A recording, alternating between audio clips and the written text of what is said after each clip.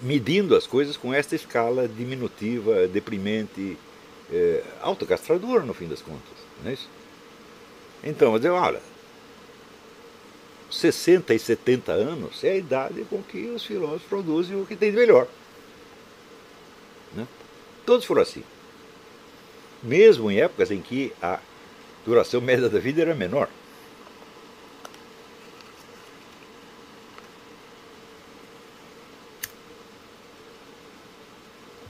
Então, daí eu pergunto assim, pessoas que têm, até mesmo com relação à vida biológica, têm uma expectativa diminuída e falsa, no fim das contas, e que não percebem que essa expectativa diminuída e falsa é porque eles tomam a si mesmos como réguas e eles são diminuídos e falsos.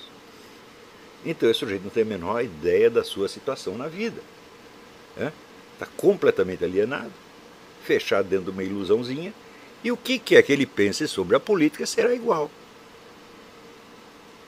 Então, agora você imagina um jovem desse aproximando-se de um cara de uma outra geração, político, que fala grosso, é homem, né?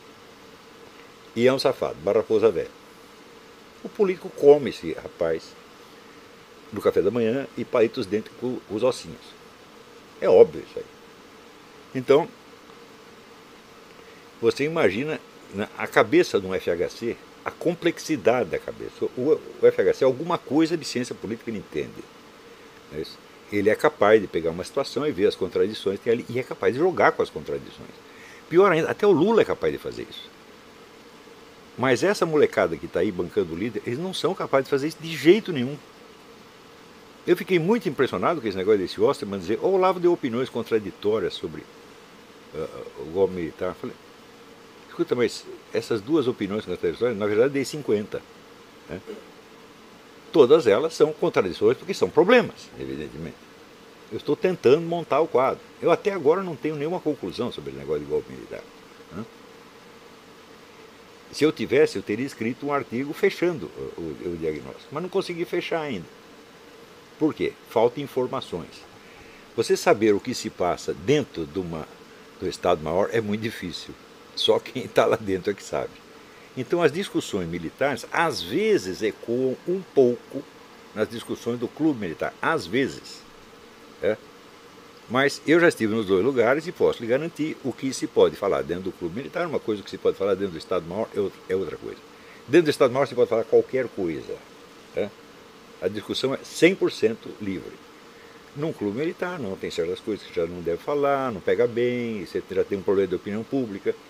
Não é uma discussão científica. É do Estado-Maior, pretensamente científica pelo menos.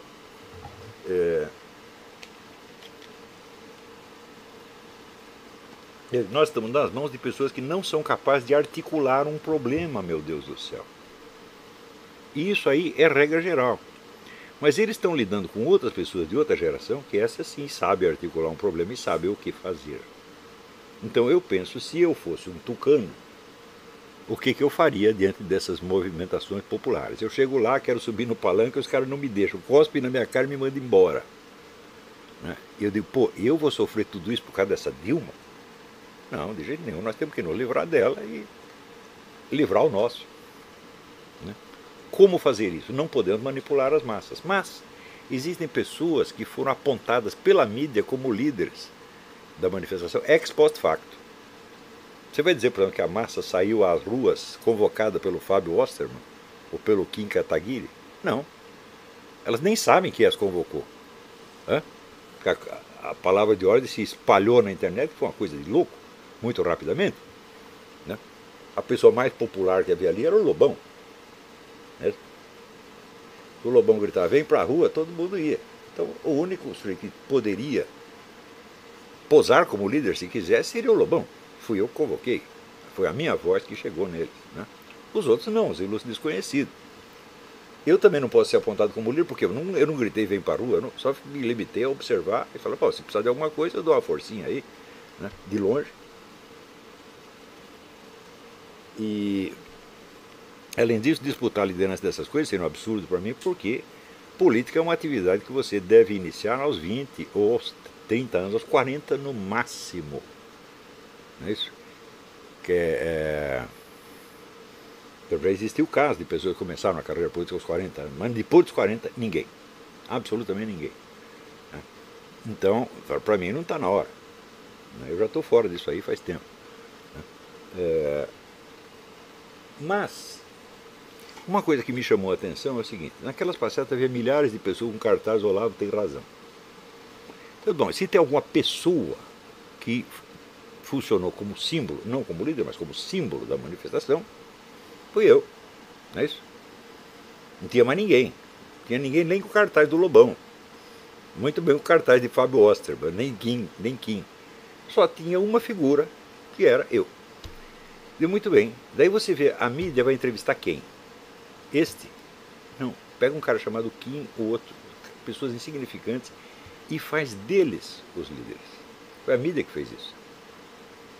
A população não os conhecia, se tornaram conhecidos depois do movimento, graças à mídia. Foi um efeito circular. Não é isso?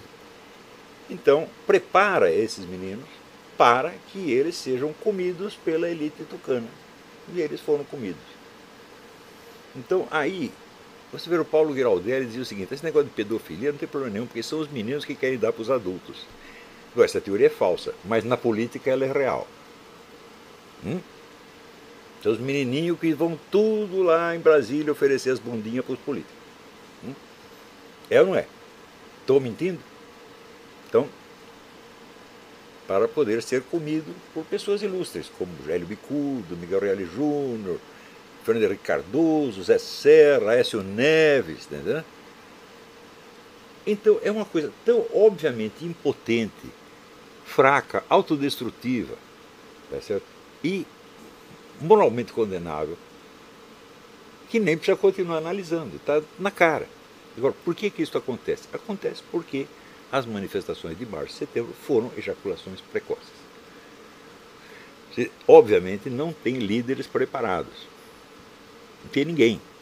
Se aparecer algum líder verdadeiro ali no meio, a mídia não ia falar dele de jeito nenhum. Você veja, você examina os jornais, a mídia dos anos 1915, 16, 17, você não vai ver o nome de Lenin. Nunca aparecia. Apareceu depois do fato consumado. E, no entanto, era ele que estava por trás de tudo. Tanto sabiam. O próprio governo alemão sabia que era ele que estava por trás. Por que o governo alemão não foi contratar Trotsky ou qualquer? Foi contratar o cara certo, porque sabia quem é que estava mandando. Não.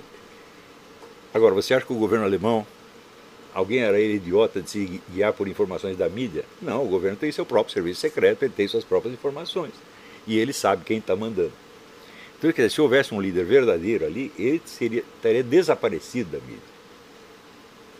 Como esses meninos tudo apareceram na mídia, falaram, não, a mídia os fez, ex post facto, para poder ter os instrumentos de manipulação necessários, já que não pode manipular a massa. Você não tem acesso à massa.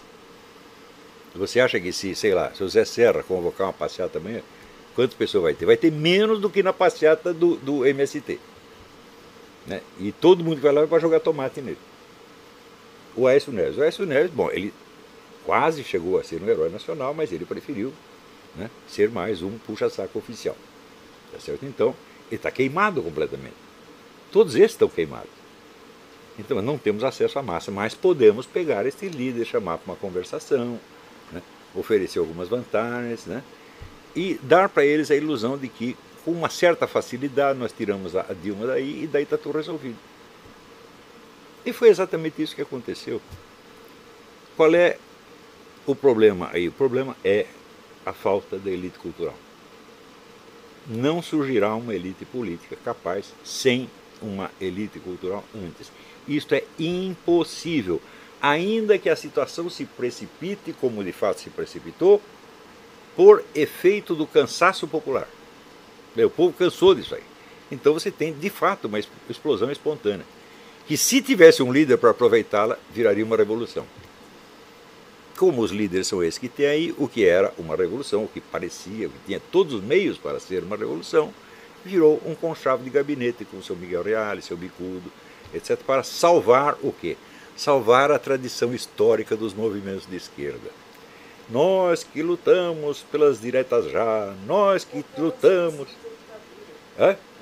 Sim, nós lutamos, como diz Miguel Real, nós lutamos contra os fuzis da ditadura, depois nós lutamos contra o Collor, lutamos pelas diretas já, e agora estamos aqui novamente fazendo a mesma coisa.